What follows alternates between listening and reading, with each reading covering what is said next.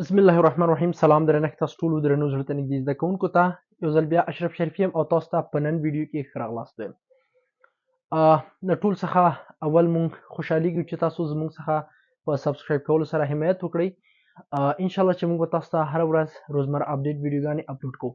نن موږ تاسو ته یو داسې ویډیو جوړه کړې ده او یو داسې درس په ګرامر کې شروع کوو چې هغه ته شاید ډیر زده کوونکي ضرورت ولري او ستاسو لپاره په جمله جوړونه کې، ستاسو لپاره په انګلیسي خبرو کې ډیر شاید اړین اوسیږي. لکه څرنګه چې موږ د پارټس اف سپیچ درس شروع کوو، نو د دې درس سره به تاسو وکولای شئ په انګلیسي کې فلوئنت او روان انګلیسي خبرې وکړئ. صحیح ده؟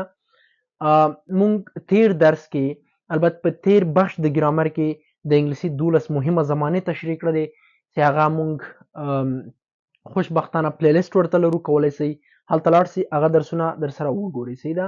همداشان د انګلیسي ابتدایي درسونه لرو، انګلیسي خبرې اترې لرو، انګلیسي جادویي زده کړه لرو او د دې ترڅنګ موږ انګلیسي 4000 ګټور لغات لرو. دا ټول الریډي موږ پلی لیست لرو، هغه درسونه موږ شروع کړي دي.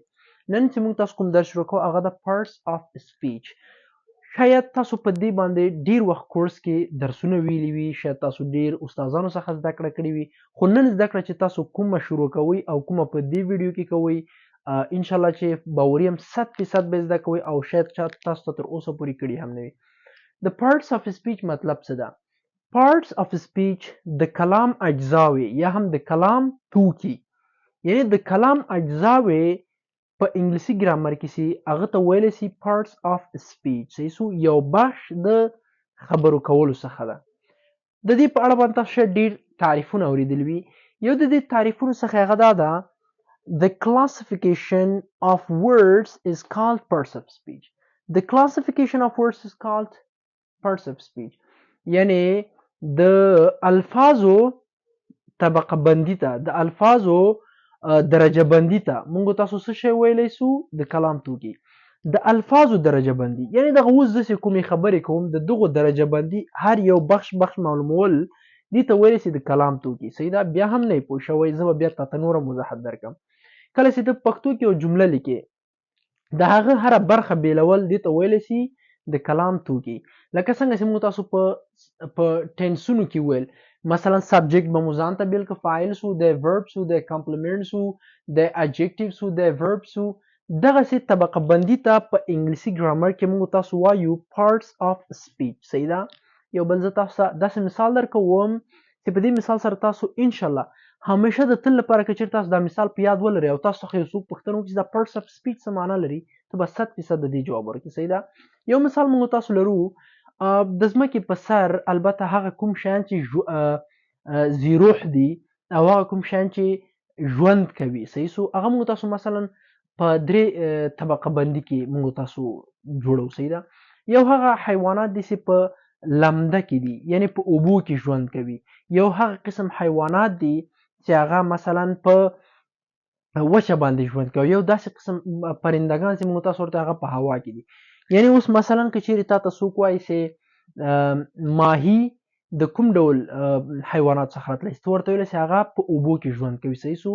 او یو بل تا ته مثلا څوک وایي چې قارغه کوم ډول پرندگان کې راځي، هغه ته ورته چې په هوا کې الوزي. او همداشانته که چیرې تا ته یو څوک وایي چې د مثال په شکل سپی، نو ته ورته هغه په ځمکه باندې ژوند کولی شي. صحیح سو؟ یو د اوبو سو، یو د ځمکې سو، یو په هوا کې سو. همدغه شانته چې تا ته هر څوک کومه پوښتنه کوي، زه تا نه پوښتنه کوم، ته هغه په خپل ګروپ کې راته وایي. ته راته نه وایې چې مثلا قارغه په اوبو کې ژوند کوي. آیا داسې کېدلی شي؟ نه، نشي کېدلی. نو مطلب مې همدا ده چې موږ تاسو د دغه دریو طبقه بندیو ته چې موږ تاسو ګورو، هغسې په ځمکه باندې دي، هغسې په هوا کې دي، هغسې په اوبو کې دي. د دغسې موږ تاسو جوړوو، طبقه بندي کوو، دغه خپله یو پارټس اف سپیچ جوړېدلی شي. په انګلیش کې موږ تاسو کله چې یو جمله جوړوو په هغه کې اسم نوم ځان ته جدا لیکو، د اسم په مربوط کې راځي، د په صفت کې راځي، د په ورب کې راځي، د اډورب سو، د آرټیکل سو، یا مثلا د کنجکشن سو، د انټرجکشن سو.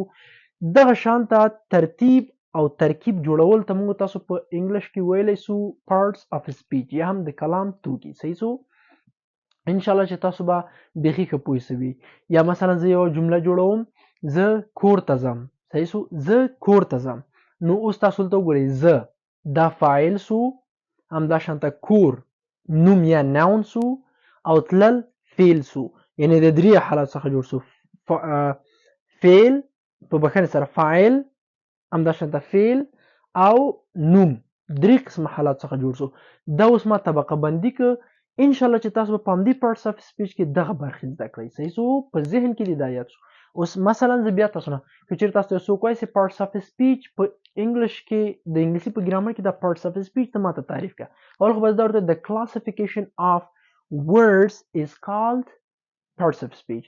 د الفاظو طبقه بندي ته parts of speech وایي. درته وایي څنګه طبقه بندي، ته به ورته وایي چې طبقه بندي دا ده چې موږ تاسو په یو جمله ولیکل سي، په جمله کې موږ تاسو noun، pronoun، verb، adverb، conjunction، interjection، preposition د دغو جدا کول، د دغو معلومول په یو جمله کې، د دغو طبقه بندي ته موږ تاسو parts of speech وایي. ژوندی مثال یې کولی سي په حیواناتو کې، هغسې په هوا کې دي، هغسې په ځمکه کې، هغسې په اوبو کې، د دوی هر یو ګروپ برابرول، جدا کول، دې ته ویلی سي parts of speech. صحیح سو، راځئ چې شروع په دې مثال سره وکړو.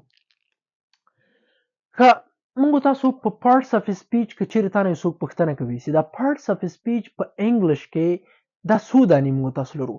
صحیح ده، بعضې 8 دانې اخلي، بعضې 9 اخلي، بعضې پکې 7 اخلي، بعضې 10 جوړوي، خو موږ تاسو به اصل کې دي 8 دانې موږ تاسو زده کوو. یو بل چې پکې اضافه کېږي هغه به article وي، او article ولې پکې منځ ته راخلو او د دې وظیفه څه دا به هم انشاءالله وایو، خو اصل به موږ تاسو 8 زده کوو. تا نه یو څوک پوښتنه parts of speech څو دي، ته ورته ویل چې 8 دي. کوم کوم؟ noun، pronoun، adjective، verb، adverb، conjunction، preposition، interjection. دا به تل یادې زده کې. او چې بل درس موږ تاسو بیا شروع کوو هغه به له noun نه شروع کړي. خو نن راسه زه تاته یو مثال هم در کوم چې د دې مثال په ذریعې سره ته وکولی سې د دغو تصنیف جوړ کړي، د دغو ګروپ وپېژنې. مثلا موږ تاسو لرو wow Afaq and he lives happily in a big building. دلته زه اوس تاسو ګورئ، موږ تاسو اول لرو واو په خپله دا په انګلیش کې یو هیجان غږ نسي موږ تاسو کوو. صحیح سو، یو شی یو دم کې واقع کېږي ته او یو قسم حس کوي، نو په انګلیش کې دی واو. صحیح سو، یو هیجاني. نو موږ تاسو واو دا په انګلیش کې جوړیږي د چیش سره؟ د انټرجکشن سره. زه مثلا دا راخلم په همدغه ځای کې لیکم، نو دلته لیکم واو. صحیح سو، یعنی ګوري اوس ورته یو جمله ما دلته ولیکله، یو دانه لفظ مې راواخیسته په انټرجکشن کې مې ولیکه. بل موږ تاسو لر افاق یو نوم ده، نو نوم ته موږ تاسو ویلی سو ناون سو افاق. صحیح ده، انشاءالله چې پوی به سئ نورم کله تاسو دا درس زده کوئ. افاق نوم سو، دا هم خلاص شو. بل موږ تاسو لرو and مطلب څه ده؟ او ګورئ دا اوس ما یو ساده مثال ورکړی ده، انشاءالله چې بیا کله تاسو دا 8 واړه په تفصیل سره زده کړئ نو بیا به تاسو په ډېر راحتۍ سره په هره جمله کې د دغوی طبقه بندي وکولی سئ. and معنا ده او. صحیح سو، دوه جملې سره په ربط کې راولي. مثلا ته احمد او محمود دا کار وکړو، نو د and به موږ تاسو راخلو په کوم ځای کې به لیکو؟ conjunction کې به لیکو. صحیح سو، and he سو، he she it I you دا زه په pronoun کې راځي. صحیح ده، he. صحیح سو، او lives ژوند کول. صحیح سو، ژوند کول lives سو، نو lives به موږ تاسو راخلو په verb کې به لیکو. صحیح سو، lives. همداشانته happily دا سو adverb. اوس به تاسو استاد د دې تشریحات څه دي بیخي بېغمه سئ انشاءالله. happily موږ تاسو راخلو په adverb کې لیکو. صحیح ده، happily سرچپه یم ورته لږ څه happily. او in به موږ تاسو راواخلو په څه کې لیکو؟ ښه، زموږ تاسو یو article سو او big په خپله یو صفت سو big. صحیح سو، big غټ وړکی داسې دا صفت کې راځي. او building هم ویلی سي تعمیر ته سي، دا هم noun کې راځي. او دلته زموږ تاسو رښتیا یو څه پاتې سو lives happily in زموږ تاسو راځي په کوم ځای کې؟ preposition کې، یعنی دا in سي دا اضافت توری ده په انګلیش کې. صحیح سو، خو موږ یو مثال ورکړه، بیا زه داسې په سلهاو مثالونه جوړوم، تاسو بیا راته په دغه 8 طبقه بندي باندې تقسیموئ. صحیح سو، چې دا یو ډېر مهم درس ده او انشاءالله باوري یم چې تاسو به له درسه خوند اخیستی وي، زده کړی به مې وي. شاید تاسو تر اوسه پورې چا داسې تشریح نه وي کړي، صرف تعریف فوکس وکړئ په تعریف یې څه ده، مطلب څه ده، هدف څه ده. ګورئ په انګلیش کې دا مهم نه ده، په ګرامر د انګلیش کې چې ته د استاد له تختې نه کاپي واخلې، نه، په کاپي کولو سره ته هیڅ وخت ګرامر نه زده کوئ. ګرامر باندې به ته اول ذهن خلاصوې. کله چې ستا ذهن پې خلاص شو، پې پوه شوې او یو درک دې واخیست ترېنه، نو بیا بعد د هغې نه که ته ولیکې هغه لیکل هم یو معنا لري. او داسې حال ته ته استاد تشریحات شروع کړي، پارټس اف سپیچ دا معنا لري دا لري، او تا ته یې په تشریح سره نه وایي او ته یې لیکې، دا بیا تا ته داسې کوم خاص ګټه نشي رسولی. نو اول مهمه دا ده چې ته په تعریف ځان پوه کړې. بیا په تعریف کې ته مثالونه واخلې، مثالونه په ژوندي اوس چې موږ تاسو په روزمره ژوند کې د دې مثالونو سره واچوئ، نو بیا به هلته ته د ګرامر په خوند پوه سې او هلته به ته د ګرامر په زده کړه پوه سې. انشاءالله کوم کسانو چې درس زده کړی وي او زموږ د نور بل درس چې ناون څخه شروع کیږي، اسم په باره باندې، نو تاسو کولی شئ موږ سره خپل نظریات لاندې په کمنټ کې شریک کړئ. موږ به ستاسو نظریات ته هم انشاءالله چې جوابګو اوسو. تر بل درس چې زه بیا راځم، تاسو ټول په لوی مهربانه خدای سپارم. تر بیا ښې چارې ښه وخت. د خدای په امان.